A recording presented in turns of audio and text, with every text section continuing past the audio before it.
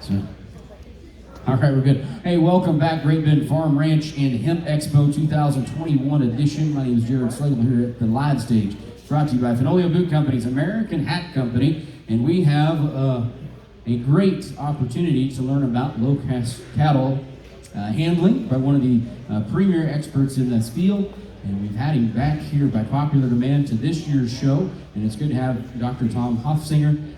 We are starting at 9 o'clock, or 10 o'clock rather, where we're doing some demonstrations here, and then we're going to go outside and do some live demonstrations. So if you're watching at home and you want to come back out this afternoon, we've got a great opportunity to go see it in the field right here at the Great Bend Farm Ranch and Hemp Expo. We'll turn things over to Tom. Here we go. Thank you, Jared. I really appreciate this opportunity this morning. I want to thank the American State Bank. I want to thank Daniel's Manufacturing and any of the other sponsors here at this expo. I want to try to summarize some of the things we've learned about cattle handling in the last 15 or 20 years. And my prayer is that you'll have some project to go home and try. I want us to listen and think. Most of all, if some of you have done some of these things at your farm, at your ranch, with your family or with your company, share that with the rest of us, because together we can make big progress.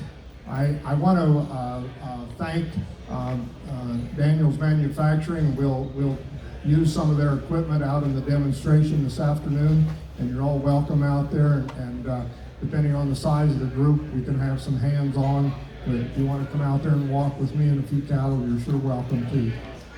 First of all, Jared told you a little bit of a fib. I am not an expert. I'm still learning. I'm a veterinarian.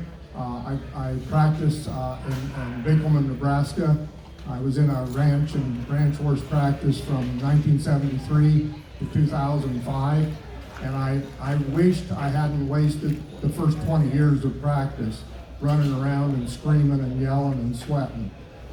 Bud Williams came and lived with us in about 1999. He spent 4 or 5 years with us at that practice and with our ranches, and it made all the difference in the world. So I want you to know this is not my stuff. These are the people that have shared with me. Bud Williams was the genius of stockmanship. Any of you meet or get to work with Bud? Anybody? My first exposure to Bud Williams was watching him on National Geographic TV walking 2,500 reindeer 30 miles across the Arctic to put them in these pens so the Eskimos could harvest the antlers. Most amazing thing I've ever seen in my life. Bud spent 72 hours out there with that herd of reindeer, and the government had sent him up there because the Eskimos could gather the reindeer, but the behavior in the holding pens wasn't very good.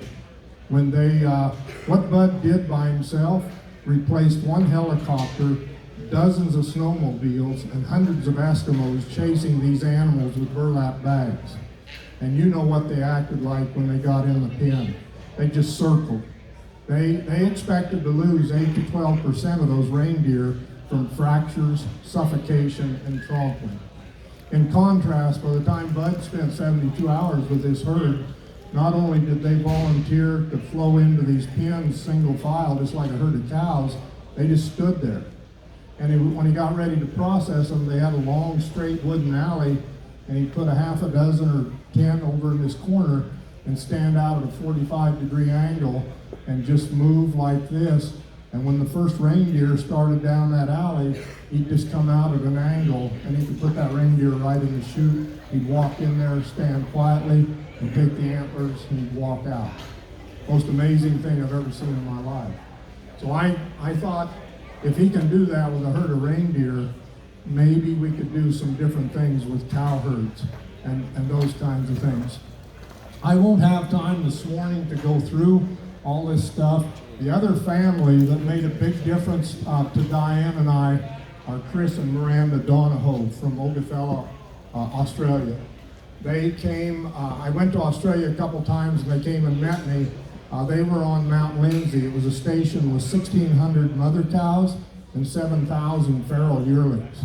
And they didn't have a very big crew. It was just Chris and Miranda and these two little blonde-headed girls and about 20 Kelpie dogs.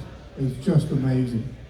But what Chris and Miranda told me is, if you will let us come to America and learn feedlot stockmanship, because we send our cattle to Australian feedlots and we go check on them and we can't believe what they're doing to our cattle. We want to fix that, but we have something to trade you.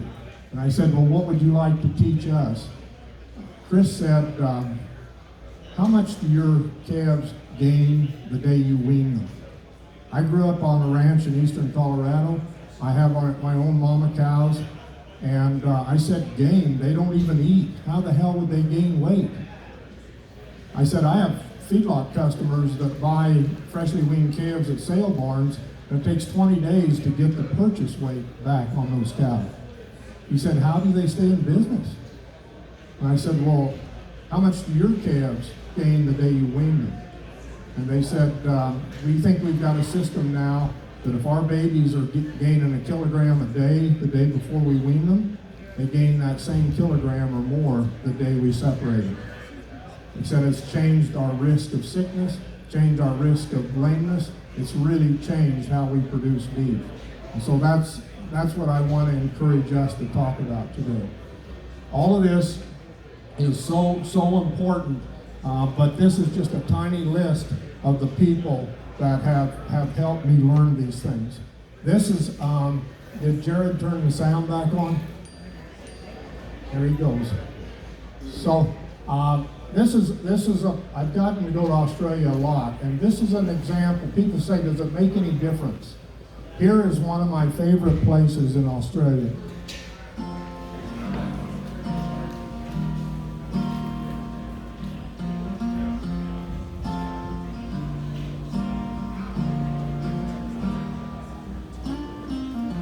There's a time when I was lonely.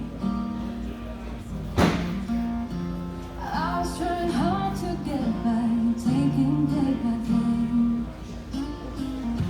But baby, then you came along.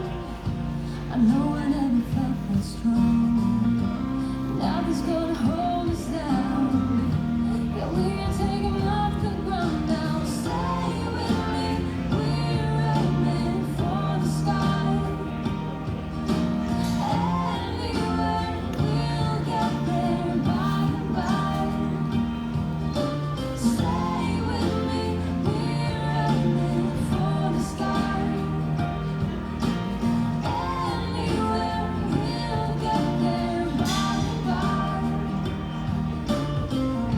And someone here, constellation. You and me were in the moment we've been waiting for. Come summer, winter, fall, and spring, no matter what the future brings, nothing's gonna hold us down. 'Cause we are taking off the ground now. Stay with me, we're aiming for the sky. Anywhere, we'll get there by and by. Stay with me, we're aiming for the sky. We're aiming for the sky. Anywhere, we'll get there by and by.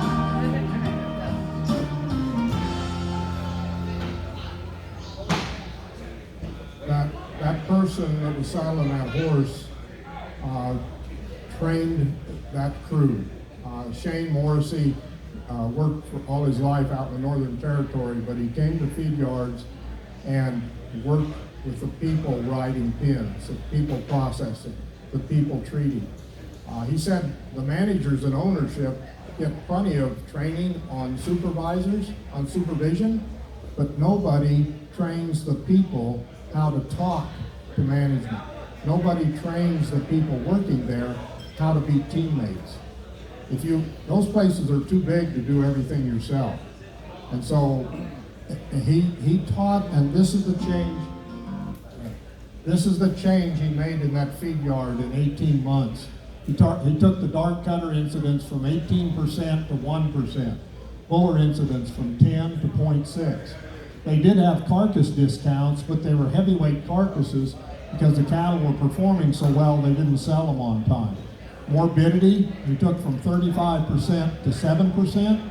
The mortality went from 3% to 0.6. And most importantly, that young lady that was working with that little Roman colt, that young lady went from being a tank washer. In 2 years, she managed the pin riders and then the hospital. And last year at that Alpha meeting in Australia, she was recognized as the Australian Stockman of the Year. She's managing a 35,000 head feed yard today. That's what we're talking about. We talk about cattle handling, but it's understanding communication. It's understanding our world. So it's really important. I am blessed to work with heroes. All of you that are out there with those cattle. February was a tough month where I live. And people are right out in the middle of that. 40 below zero wind chill, and out there putting out bedding and finding sick cattle. Baby calves, holy mackerel, what a challenge. That's who you are, and that's who we have to share with that.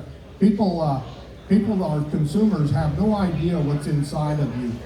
All of you know farm families that have some kids asleep upstairs on Christmas Eve. And when those kids get up, most of them come down the stairs and walk right by the Christmas tree to go feed their horse or their bucket calf or go check on the cattle. Then they come back in and have Christmas. That's just who you are. People don't understand that. And we've got to share that. We've got to continue to share that. The 5 freedoms, we won't spend much time on this, but what Bud Williams taught us, unless you know how to get cattle completely free of anxiety, fear, and distress, there's no way that we can provide the other 4 freedoms. Why don't cattle drink the first day? Why do we have heiferettes come from Arizona and come to Kansas and they won't eat in a feedlot? Who did that? We did. We did. The way we gathered it, the way we worked with them at the sale barn, the way we loaded it, the way we received them. I don't know how we can do things so negative that we can force cattle to want to die. So it's really important, really important. So as a veterinarian, our responsibility is to understand more about what we do every day, and most of all is create confidence to be observant. Bud didn't teach us anything about moving cattle. He taught us to observe. I used to go in feedlots and I'd look at every animal. And he'd say, don't do that, you'll kill them. He said, pick your eyes up, look over the top, look at nothing but see everything. And then you'll see the smallest change. When they aren't threatened by you, they will talk to you. It's really important to understand that. So as we go through, I want to just basically review these basic stockmanship concepts. And what's new to us where I live is this confidence to train cattle. How did Chris and Miranda get their cattle to eat 1.7% of their body weight in dry matter the day they weaned it? How many days in that calf's life did they change? Just 3.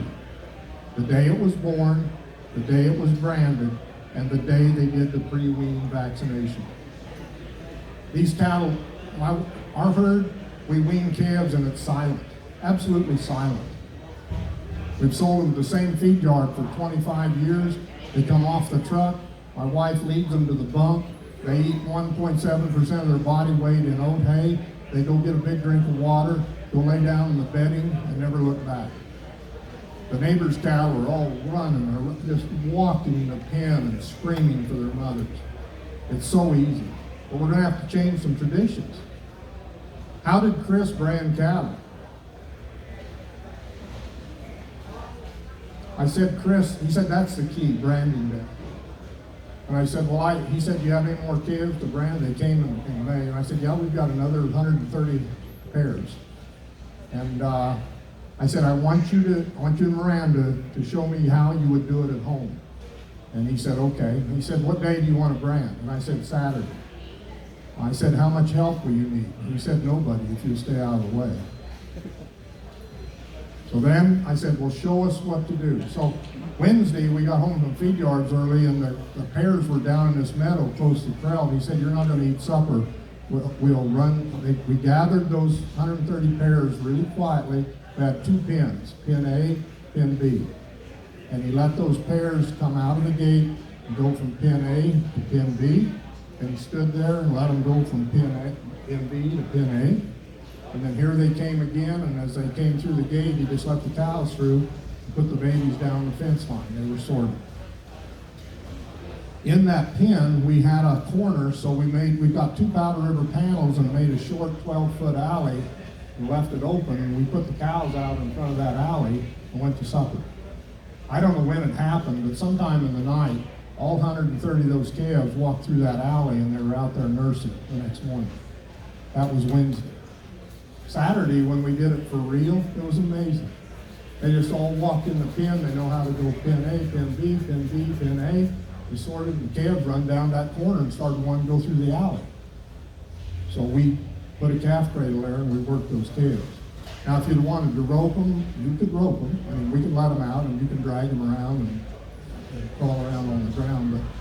But that was the change. And then we did the same thing when we pre-wean vaccinated. Instead of putting a calf cradle there, we put a squeeze chute. And when we vaccinated the babies, we had panels around the squeeze chute. Instead of letting them walk back with their mother, we asked them to stay overnight, one night, and have a slumber party. And we strung hay around the fence and put a water tank in there. And Diane was there at daybreak the next morning to let them back out. Those calves, the day we weaned them, they were glad to get rid of their mother. The oat hay was better, the water was good, they'd already made friends. Those are the kinds of things that I want to think about when we talk about training cattle. When I go to veterinary schools and talk to veterinary students, I say it should be illegal to bangs vaccinate a heifer, a replacement heifer, the first time she's in a chute. You should ask the people, how many times have you let them go through your facility with the chute open to teach them that that's an adventure? Well, I never have. Then ask them if they'll do that before you arrive. No, we don't have time. We got to plant corn. Well, then can I do it? Can I come 30 minutes early and at least run part of them? You don't have to run every one of them through there. Run 25% through there. They get mixed up with the other cattle, and when you bring a draft up there, there's one animal that loves to be in there, and she'll take all the rest of the cattle in the chute. Training, training, training is something that we forget to do sometimes. Bud's dream was to create voluntary cattle flow. I said, Bud, what's your dream today? He said, I'd like to be able to put 400 cows in this building in such a way that they would come in here voluntarily, stand quietly, and stay in here even if the big door is open. And they wouldn't leave this room until I asked them to. He said, my dogs could do that. Why can't I do it? I don't know if any of you have dogs, but my dogs put cattle in a pen. They may lay by the gate, but they don't need to be there. Those cattle went in there because they understood. They understood. So these are things that I want us to think about. Every day at a farm or a ranch is an intervention opportunity to make the cattle better. And at feedlots, the same way. So rotating pastures in a grazing system. But we went to places with Bud that were rotating aggressively, and we'd go to we'll have lunch, go out there after lunch, and they'd honk the horn and pick up at the gate. Here come 200 cows out of the hills, and they'd run through the gate, almost tear the corner post out to get to the next paddock. And when they went to the paddock, they didn't start grazing, they continued. Where were their babies? They'd left their baby calves alone, back. How much confusion and pressure would it take to force a mother away from something it loves? You see that at Walmart once in a while, but you shouldn't see it at a pasture. It's just not good. So whatever we're doing is a chance to make the cattle better. The focus of the work becomes the quality of work, not the speed that we do it. So, and once you focus on the quality of work we're doing, the speed comes to itself. The art of raising cattle is almost as old as time itself. It's vital to sustaining life. As a veterinarian, I've come to learn that the proper handling of cattle and how we communicate with them are critical to cattle health. You see, to us, the way we do things matters. It's the how that's important. It's not about vaccinating 100 cows. It's how we do that. So as a cattleman, I believe in continuous improvement. This series is about their journey. Learning from the best cattlemen, joining our efforts to learn, and sharing better ways to raise cattle. It's going to be a remarkable experience, and I would like to share that with you.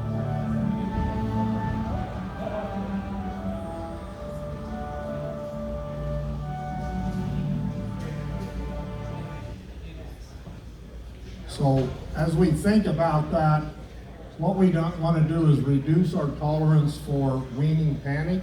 We want to reduce our tolerance for non-eaters. We want to use hot shots appropriately. Most of our feed yards now have one hot shot, and it's at the loadout for fat cattle. You get some animal that's 1,700 pounds and he walks up there and he hesitates to step in the truck. You don't have to electrocute him, but it's not fair for his fat brothers to wait on him. You should make the flow go in the front. So that's what we want to think about. Dogs are the greatest tool in the world in a big place. The dogs in a hospital, dogs in a processing barn, the dogs aren't happy and neither are the cattle. There's really no reason to have them there. So there's just some things that we'd like to change. This is what we used to see. I won't play this very long. This is how we used to load fat cattle. At this point, we have 56% of our carcasses with bruises. Once we remodeled the trailers, once we trained truckers how to load cattle, in 2020, the bruise incidence wasn't 56, it was 7. Absolutely amazing. This is just, this video is 4 or 5 minutes long before they get this top deck loaded. And the people aren't happy, the cattle aren't happy, it's just not right.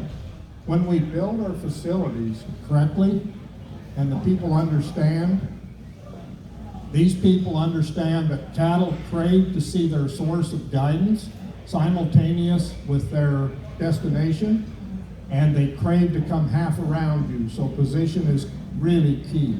They like to walk straight, not in a circle, and they have to be able to see you. If you have the luxury to design your facility so that you get a work off the left eye, it helps everything. We finally remembered that the optic nerves cross, and whatever goes into the left eye of a cow or horse goes over to the right or the cognitive side of the brain. So if you're working with range cattle, if you think about a cow, if you give her a choice, she'll always stand like this to meet you the first time. It's just so important. So if you're working with range cattle, try this side. If you're working with Holsteins, you might want to come over here and wake them up. It's just different. It's just different.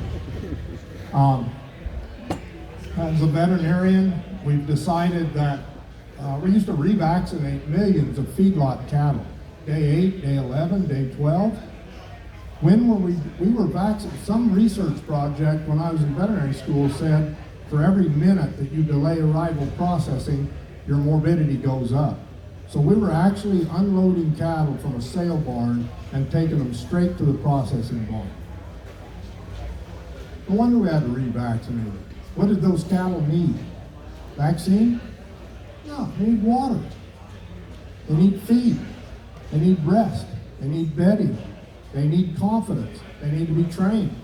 And now that we have understood that, we revaccinate almost no cattle. Absolutely no cattle. It's just such an important issue. This is what I'd like us to think about, the communication skills and tools that we use with cattle. We try to take all the voice away. They're not a verbally based species, so it's just better to be quiet, okay? So what do we have left to work with? Our posture, our position, our angle, our speed, our distance. Some cattle want you a quarter mile away from them, some want you next to you. So it's just really important that we think about these sort of things. Pressure and release, pressure and reward is something that I need to learn better.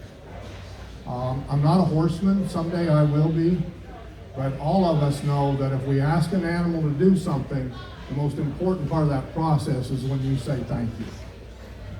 Whether it's horsemanship, stockmanship, whatever. And my friends from Australia are going to visit again, but what they're good at is changing timing. When you're asking a young colt to learn to stop, I put just a little pressure on his mouth, and the minute he stops, I give it back. That's okay, that's pretty good. But my dream is that I can release that pressure, not when he stops, but when he thinks about stopping. That changes everything. I work with Shane, and he'll be pulling a big old steer out of a pen, and the steer will be standing there wondering what he wants him to do. And Shane will start moving, and the steer will come with him. And I said, how did you know he was ready? Well, he said his eyelid changed. He told me. There's no use waiting for him to take a step. I needed to wait until the animal changed. Looking for the smallest difference is so critically important. So we can all work more and more about on those things. This picture was taken the first time I gathered yearlings with Bud. We had about 350 heifers down along this fence, and we needed to move them to the left and go down to a gate.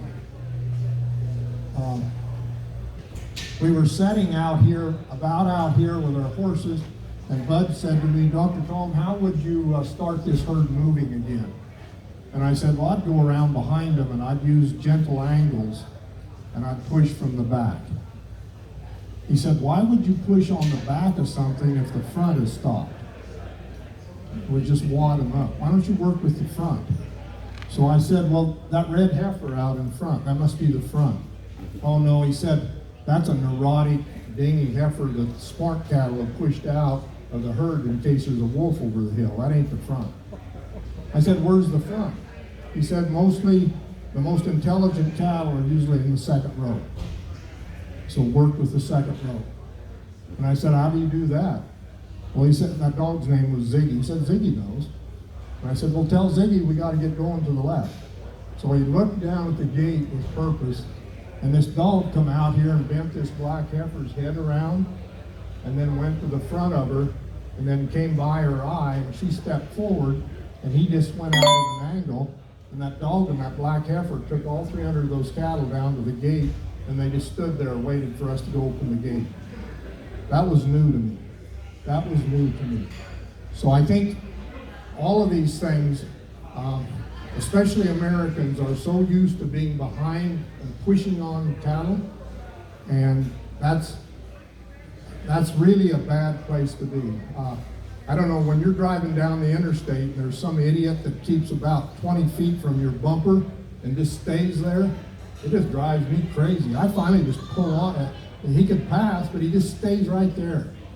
I finally just pull over and let him go. That's the same way, and we can understand that a little more. If I ask, I always wondered where Bud learned all this, and all Bud understood is what is deep inside these herding dogs. This is a puppy that's 5 months old. This is his first paid job. And the video wasn't playing very good, but the point is, all the things that these dogs do, there's a reason. He put these cattle in a corner and he stopped them, and then he took them to a pen over to the left.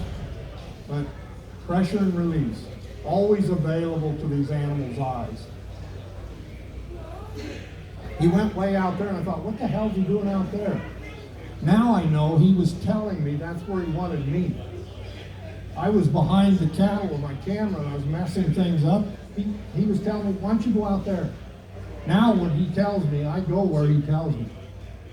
But he always worked on the inside. There were 100 acres out here the cattle could have left. He wanted them in that pen, so he always worked on the inside. How do you stop cattle? Parallel motion. Stop, stop, stop. How do you start them? Go against them.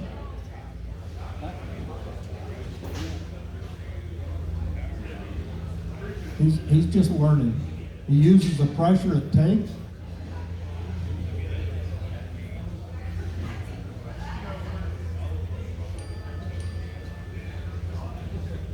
And that heifer's not offended because she wants to know. If you're not sure what to do, go think. See, he's looking at me like, why don't you go to the gate? It would be done. It's just amazing look at these cattle filing in this pen. You got 130 of those heifers just going in there like a train.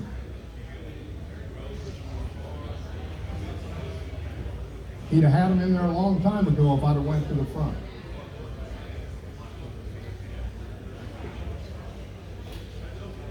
The most important part of veterinary medicine is that we didn't understand that these animals are the biggest liars in the animal kingdom. When you unload a load of cattle that come from Oklahoma City, Sailborn, and they come off the truck, how many lame cattle do you count? 0. There's no lane, they just come flying off the truck. How about the next morning? Couple. How about the second morning? 4. This third morning, there's half a dozen toe abscesses in there. They all were lame on the truck, but that's how long it takes them to decide I can't lie to you anymore. Because if they consider me a wolf, which one does the wolf eat first? The cripple, the sick, the old, the stupid. So it's just really important that we understand that. How do you know when cattle think you're somebody? How do you know when a colt in a round pen thinks you're okay? Which way when you go in the center of a round pen with a horse that's never been touched, which way will he go almost 99% of the time? Counterclockwise or clockwise? Always. Why? Left eye. You can win a lot of beer money betting people that, because it'll work every time. What does the colt do what is the first thing he gives you? You take that inside ear to you just a little bit, and then that eye will come around a little bit. Will his head go up or down? Down. What does he do just before he joins up with you? Starts licking and chewing. Licking and chewing. We audit in our processing crews. We used to audit how many they had to hot shot. We don't have any hot shots now, so we can't count that. We audit now how many cattle, when you go back to get a draft of cattle, how many cattle are licking and chewing or cleaning up their nose so that they look nice and shoot. When animals relax their mouths, when they will relax, how do you change the hypothalamus from secreting cortisone and tell the brain to tell the adrenal gland to secrete hormones of health? Serotonin, dopamine, oxytocin. 2 behaviors you have to create in cattle. They're very simple. There's more. We'll learn more. But the number one is when cattle will relax enough to lay down and chew their cud, the hypothalamus changes. The other behavior is that when they trust you enough to walk by and play. Those cattle in an alley, when you let them by and they jump and play and wiggle, that's changing the hypothalamus. Those things are so important. These cattle used to be a challenge to work. This breed's pretty touchy. What do you see in that picture? The most important animal is that animal with his head above the others. You've already alarmed him. You've already offended him. There's no reason to go another step until you step back and go at a different angle and get to the gate with his head down. The other animal that is priceless there is this animal in the front that is asking for guidance. I didn't know what that meant for a long time. I used to ask Bud, where should I go? And his answer was, if you'll watch, the cattle will tell you where they want you. I don't know if this is right, but now, when I see an animal do that, it's your responsibility to run to the front and straighten out his head and then walk by his eye. And he'll take those cattle out of the pen. As we acclimate cattle and get them to trust us more, instead of having one in that pen doing that, you'll have a whole row of cattle looking at you like that. Whenever you see cattle, even if you're a quarter mile away, and you have 4 cattle doing this, the first thing you have to do is ride or walk way out here so you're available to them. Available and respectful. It's hard for an animal to do this. I hurt my neck a long time ago. My neck doesn't turn, and their head is heavy.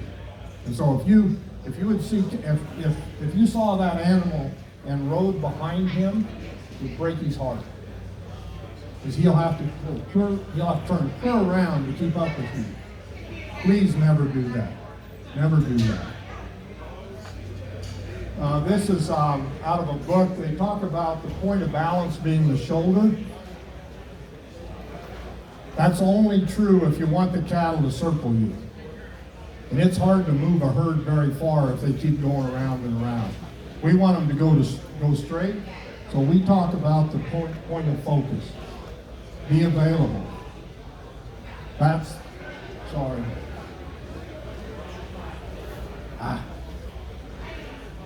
the part of the animal you have to be available to.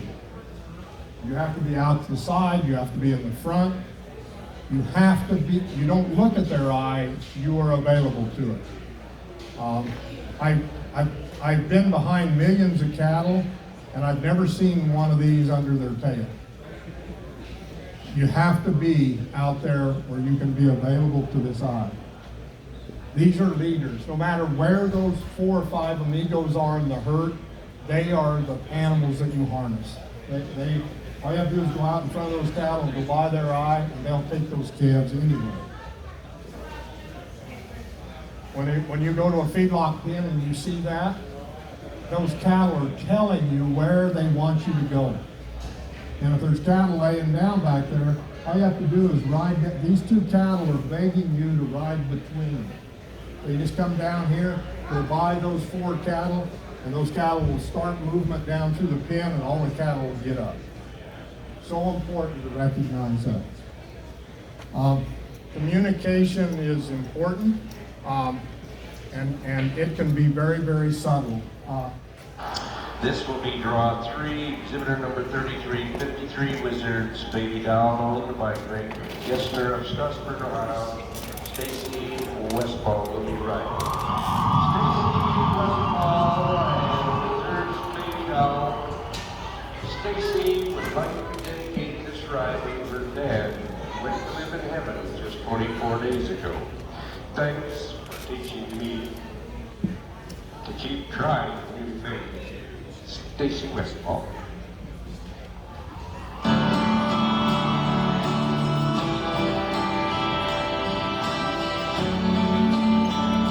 said I was in my early 40s with a lot of life before me, and a moment came that stopped me on that dime.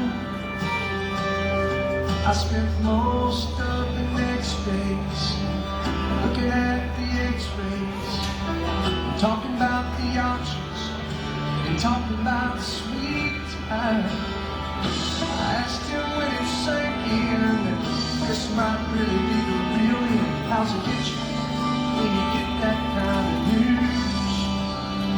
Man, what you do?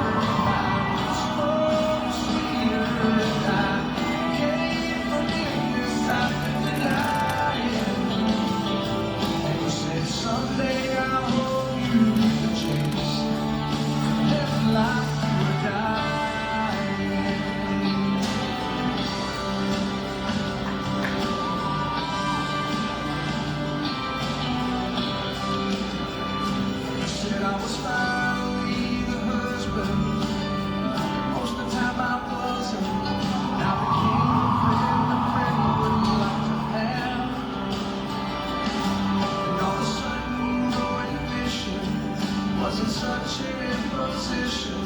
And I went 3 times that year, I lost my dad. Well, I finally read the good book and I took a good long hard look at what I'd do if I could do it all again. I went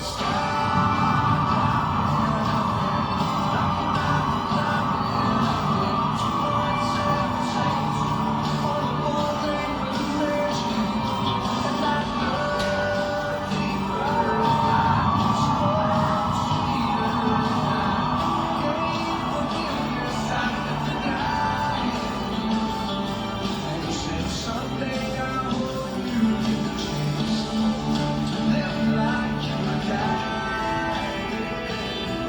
Tomorrow was a gift and you got eternity. Think about what you do with it. What did you do with it? What did I do with it?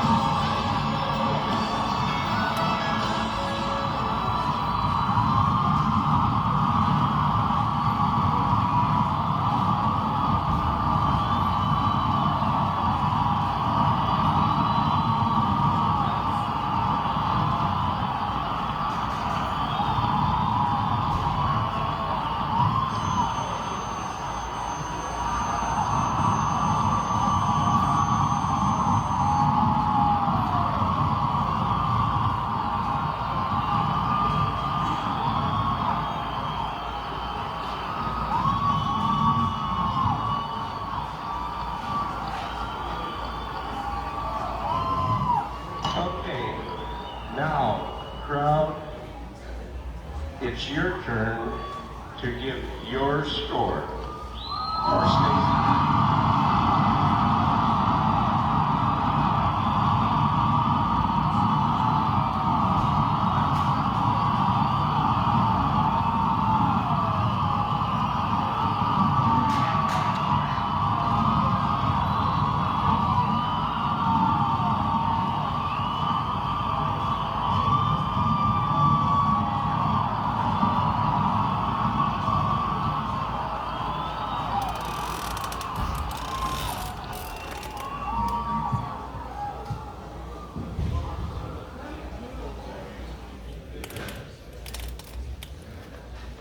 I think that's a powerful example of an animal and a person doing things because they want to.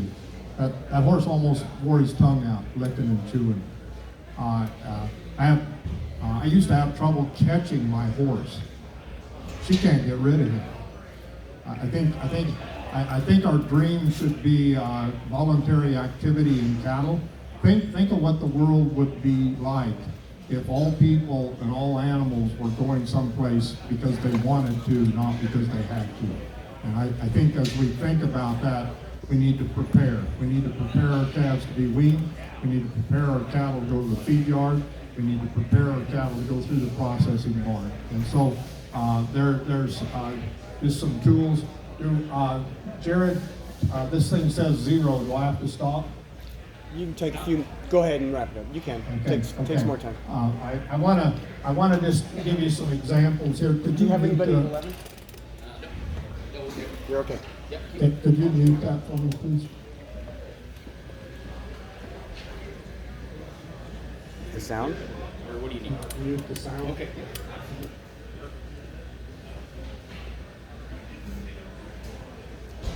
How much more time do you need?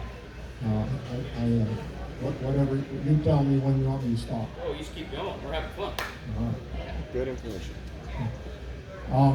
I think the other example of an amazing animal cooperation is this example of a Daniels alley and a Daniels chute. These cattle have been through this processing barn before, and they can't wait to come through this chute again. There is one person in a bud box, and this looks slow, but these people do 300 to 450 cattle an hour in this place, and it's just, and the cattle walk out. That's how you get the next animal in the chute, to step by his eye and go with him. They are weighing them, they are sorting them, they are processing them, they are re-implanting them, but watch how this person gets the next animal in. He steps by his eye and goes with him, and the rest of the cattle are following. This is, it is watching cattle step out of a chute, watching cattle flow, watching cattle tolerate. You know, there's a little pain with a needle, but they absolutely will. They don't forget, I don't think, but they forgive. When we do pre-wean vaccination, sometimes we do it in an alleyway, and my wife, once we get the alleyway full, she makes me go by and touch every animal on the neck. And then I go back and get the syringe, and I can inject where I touch them, and they almost lean into the needle. We used to just zoom, zoom, zoom, but walking along those babies and touching them, I can't believe the difference it makes. So keep looking for these ways to make a difference as we process cattle.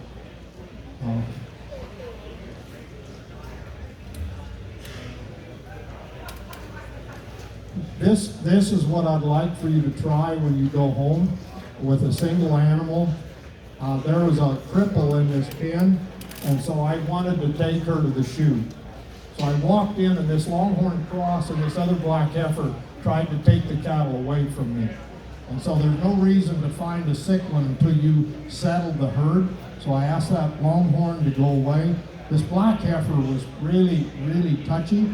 So I pulled her head around and went to the front and then walked by her. Watch what she does the first time. She said, I don't believe it. They always ask you twice. She run out there and she stopped. The minute she did that, I ran. Now, if you're horseback, you don't have to go this far. Just go past their eye with your horse's eye. You can watch her change. She said, okay. That's what we need to be able to see. We used to sell our wild cows. Hell, they're the best cow we had. Now we fix them just by doing that out in the pasture. Here, my cripple, instead of hiding, here she comes. She needs to go down the hill to the gate, so I just train her on the way to the gate. This is what I'd like you to practice at home. Be available, give them direction. How do you speed cattle up? How'd that dog do it? He went by their eye. And then teach them to stop. Parallel motion stops cattle. When my shoulders are parallel, she'll stop. When she stops, I stop. Okay, I say, now, I should have stepped away a little bit, but every time I show her my respect and guidance, she wants me closer. She'll work and she'll keep getting closer to me. I take her over to this fence. When she stops, I stop. Show her again. Just keep showing her.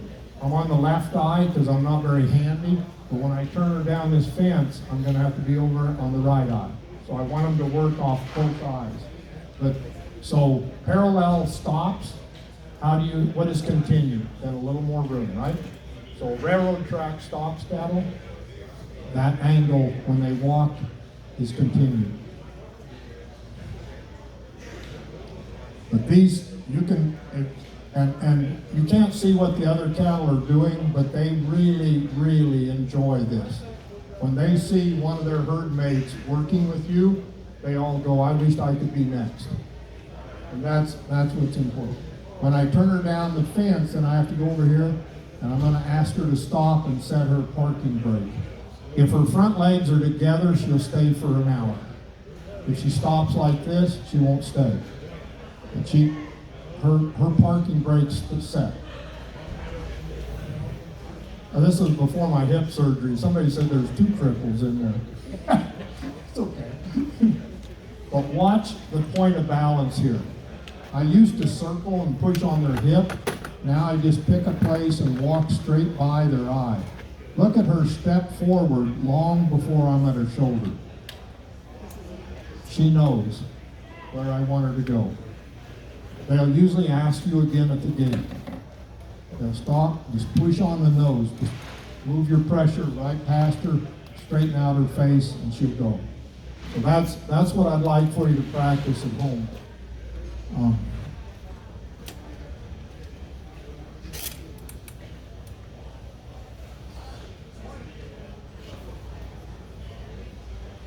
These are the things that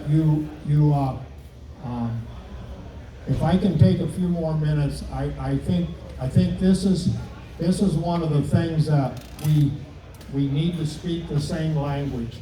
If I was shipping fat cattle out of this pen and I wanted them to go out that little door there and go down the drover's alley this way, it's important that I'm working at this fence.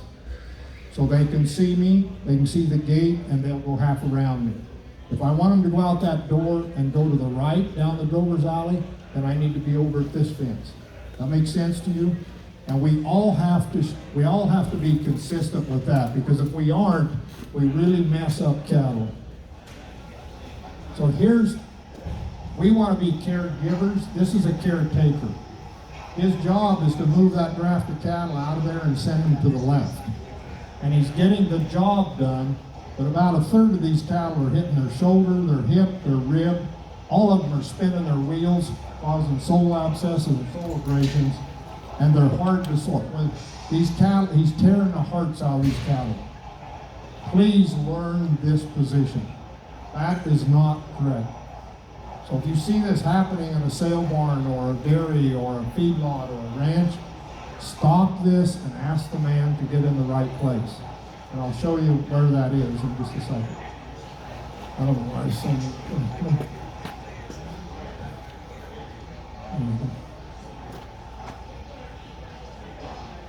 Okay, if you're just counting them, it's not as big a deal. Cattle will come by you, and that's important to teach them. You'd be a little better off if you'd be on the left eye. How do you slow them down? You go with them. How do you speed them up? You go against them.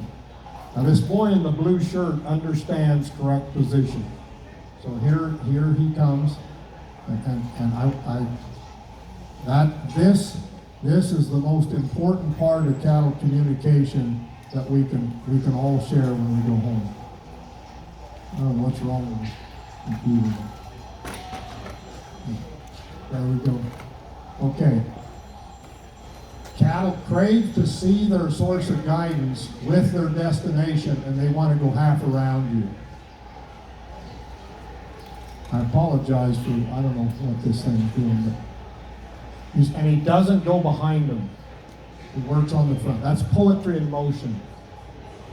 All of those cattle see him, they see the opening, and they're coming half around.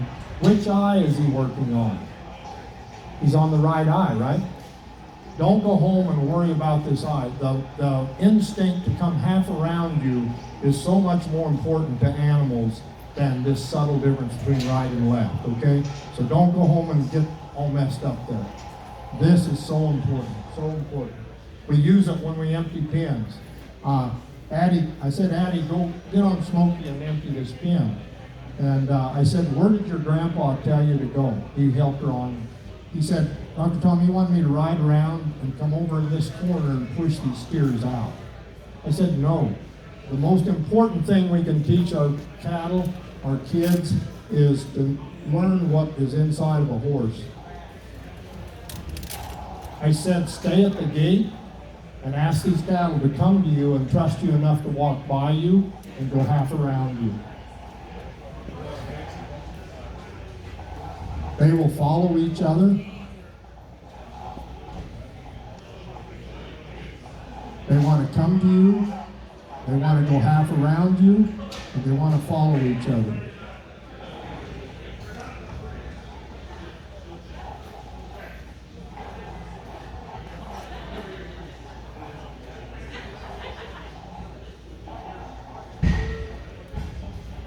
Look at this one chewing his cud. That's okay. Watch this black white face. He teaches us an important lesson. He stops and cranks his head around, and that horse knows there's no reason to go back there until you push this one's nose with your ears. Not only did he go, he took his friend. How long will this calf stand in the back? 7 seconds. That's how long it takes them to change their mind. Uno, dos, tres, cuatro, cinco, seis, he's ready. Just sit there, they'll come. And so managing the gait is the most important thing we can do with our cow herds. This is the key to weaning. Teach, never ever go in a pen to empty a pen. Stand to the gate and teach them to come by you. Come by you. This is in the drought. These kids are 100 days old. Their mothers are back behind there screaming at them. And we're sending them. We got 2 circles of grass. It's the only thing that keep these calves alive. And they're willing to leave their mother, come to Wayne, and go straight. That's the skill we have to teach all cattle. It changes everything. When we unload cattle, our Daniels Alley is right close to the chute. Cattle are very sensitive. We send them through the chute the minute they get to the place and get them ready to be processed. They're very sensitive. They love to do this. They teach themselves to go to the chute 5 minutes after they arrive. Train, train, train. That'll change cattle forever. Replacement heifers, you're going to synchronize them, you're going to AI them, you're going to brake check them. They love to do this. They love to do this. These are our calves. We've separated them, and they are spending a night away from their mother eating oat hay, and then we'll let them out with their mother the next morning. So important. Those are calves that have been vaccinated, waiting to go to their mother the next morning, laying there in the dark, just having a sleep. It's really important. That leads to this kind of behavior in a cow herd. 1,200 of these going about 10 miles to the cornfield. They got their babies with them. We've taught the mother to take care of the baby and the baby to take care of the mother. There's 2 guys moving 1,200. Now there's a kid that he's training his colt, so he's down there bothering the cattle. But the rest of the people are just up on the ridges. This is why Bud moved to Benjamin. This is what we used to expect was normal. These cattle come from Phillipsburg, Montana to Winkelman. They've been doing this for 7 hours already. How much are they gaining? How much are they drinking? How much are they eating? This is sad. These are my wife's kids. The mothers hauled out the cornfield 3 or 4 hours ago. Once in a while one will say something, but they're converting the milk and the grass they ate this morning. That's the way they act at the feed yard. Can't wait to get to the bump. That's what our dream should be for all cow-calf production. They're all chewing their cud. They're all rested. So that's how we greet cattle. I used to think Cody was counting them. I said, Cody, how many were there? He said, all of them. I don't care. They'll all come off the truck. I'm here to be their breeder. I want to be the first impression they have of this new farm. Cattle want to see their source of guidance. They want to see their destination. They want to know you know. Now we lead cattle. We used to let cattle wander through after we process them. We'd let them wander down on the drover's alley. Now, we never send new cattle any place without a shepherd in front of them. Cruz is leading those set of calves. You can hear them stop bawling. They find their friend. They get in a little rows of 3 or 4, and they just follow him. They used to stop at the gate. Now Cruz goes through the gate and goes toward the bump. These cattle just start eating the minute they get away from the processing block. Be a leader. Be a leader. Be available.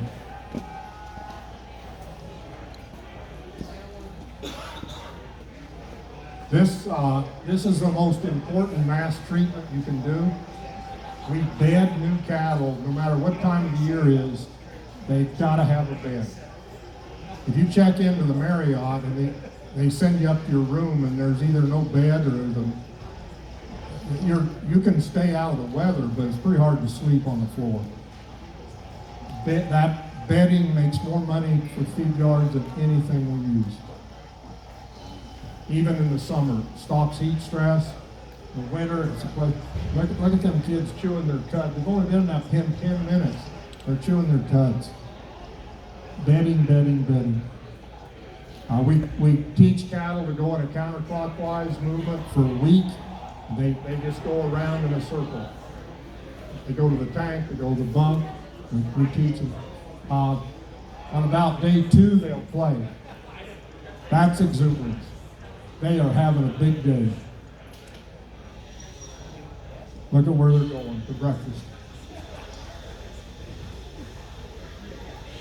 In Australia and the Northern Territory, they don't have any pens, so they teach about 10% of their cattle to want to be on a truck. And they get mixed in the other herd, and then they can just step trucks out in those big pastures, and the cattle will just load. This kid in the back is half border collie. I don't know what was watching. I don't know why that thing is playing. Let me.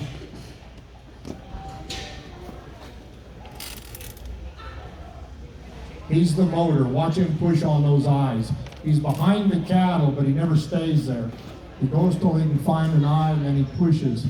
And in those cattle's mind, he's beside them, not behind them. I don't know why that computer's being naughty. There we go. We left that end gate. It was a hot day. We left that end gate down. We went over under that tree and had a glass of tea. We were gone 15 minutes. We come back and those cattle were still in the truck. They wouldn't come off the truck till we asked them to come off. So important. It's amazing what we can get people to do. These kids live where there's no television. They do real stuff. Nobody's told that little boy you need headgear to ride your calf. Nobody's told that little girl you can't brand your dog with a rage. That dog, if anybody knows anything about border collies, he wouldn't be there if he didn't want to be. I think he is hoping they don't have a pocket knife. Questions? I want, if there's anything that you have questions on or anything you want to try at home, just try. I still find myself being out of position. I find myself not doing groundwork with my horse before I get on him. I find myself doing silly things every day. So just be patient with yourself. I want to thank the American State Bank for this opportunity. I want to thank Danny and Jim and Kate and Daniel's Manufacturing and Tanya and Darren from the farm show. I really, really am honored to be here. So thank you. All right. What questions do we have? Anybody have any particular questions? Well, we gotta have some. It'd be something good. Where can we get more good info like this? Is it on your website? Yeah, the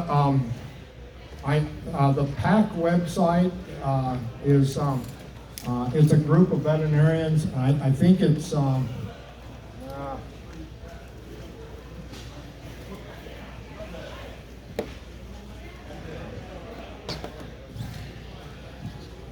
if somebody will ask a question, I have a couple of these I'd give you.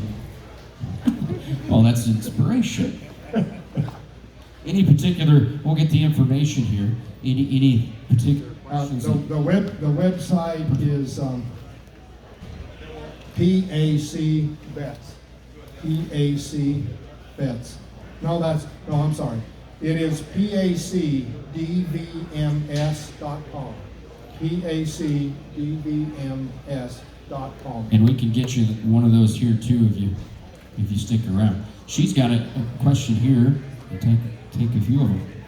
So we tried to move a bunch of pairs that had calved in a pasture as long as it could go, and ended up with them back in the pasture we started out. How do we make this successful the next few years? Okay, her question is, did the babies come back first? Yeah. So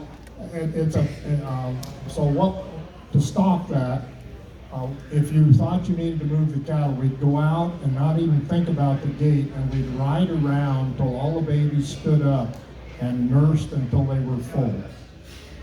It should be illegal to move a mother that's having a baby nurse. So we prepare, we walk around, and we do that before we move. That's just routine. Same as Pin Rider asked me sometime, Dr. Tom, do I have to get every animal up? I said, do you want to teach them to lay down when you're there or get up when you're there? Yeah, every day, every time. So riding around, the biggest way to increase your weaning weights is to increase nursing frequency. We have some calves that nurse twice a day, but if you can teach your babies to nurse 20 times a day, you can't believe what it does for health. So every time you're with that herd, you're preparing for that move.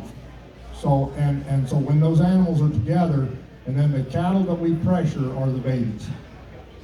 They're easier to train. Some of those mothers have had bad experiences. So if a pair stops, I work with the baby, not the mother. And if the baby walks off, she'll go.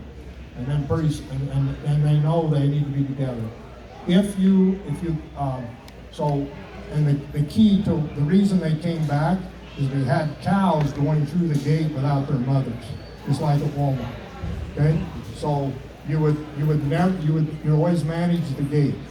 But anytime you move those pairs, somebody's at the gate, and the cow comes up there without her baby, she don't get a ticket. It won't take as long as you think. Stop her and say, we don't go without your baby, go find it. If a pair walks up there and they're together, go. And they will go for 100 miles that way. That baby will never go back. But you can't, if you see the baby's getting tired, you're going 4 or 5 miles and you see the baby's getting tired, you have to say, rest. Now, it is a really great, same way with turning out grass cattle. We still have neighbors that turn out 500 big steers in a big pasture, and they'll walk the perimeter of the pasture for 3 days. And the grass is this big, the cattle are hungry. What the hell are they doing? Why don't they stop? It's because they didn't turn them out correctly. The picture of those calves going out of that pen, we used to turn 1,200 out at once. Now we let out 20, and they'll go the length of this table and start grazing if the grass is good. Then we let out 50. They won't even make it to the back of that other group. Pretty soon you can't get the cattle out of the pen. The reason that behavior doesn't stop, if you got 500 cattle walking and there's 3 in front, they think, how the hell am I going to, I got 400 cattle pushing me. Now, so that managing the gate and managing the family will prevent that. And it's a really great activity.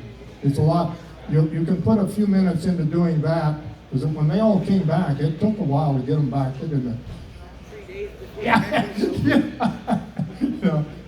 Thank you for that question. That's a powerful question. Great question. Any others?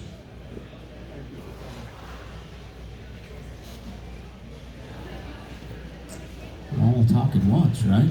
Well, the great thing is you're going to be here. You can answer some other questions right after this, and then of course we're going to go out at 1 o'clock. Tell us what we can expect out there. There is a set of panels and corrals across the way to the west, and come out there and we'll visit. but we can answer more questions. I'll demonstrate acclimating some cattle. I'll demonstrating some facility design. I'll demonstrate sending cattle through a system. And if you want to walk with me, you're welcome to, and we can visit. So we're going to do that at 1 o'clock. There's some quick answers too. Dr. Tom will be around here as well. We do want to appreciate our friends at American State Bank as well as Daniels Manufacturing for providing and bringing Tom here. I still think you're one of the country's experts. So we're going to go with that. I'm sticking with it. All right. Couple things while I got you standing here, in case you know anybody around. We had an FFA auction the other day. We had an FFA that didn't get their stuff here due to some reasons. But we've got some pork over here for sale. If anybody's interested, we've got 10 pounds of sausage and 3 pounds of bacon. We could split it if we have to, but we've got the boxes for sale for $100, and all the money goes back to Pretty Prairie. So if you know of anybody that's all frozen, we've got a place to put it if you want to before you leave, but we still sure would love to get rid of that today. If you hear of anybody or know of anybody, we've got a couple boxes to help out the Pretty Prairie FFA. All the money goes back to them. All right, well, we'll be back here at the live stage at 1 o'clock with the Kansas State University. Thanks, guys. Don't forget, Tom will be outside at 1 o'clock. We'll see the live demonstrations.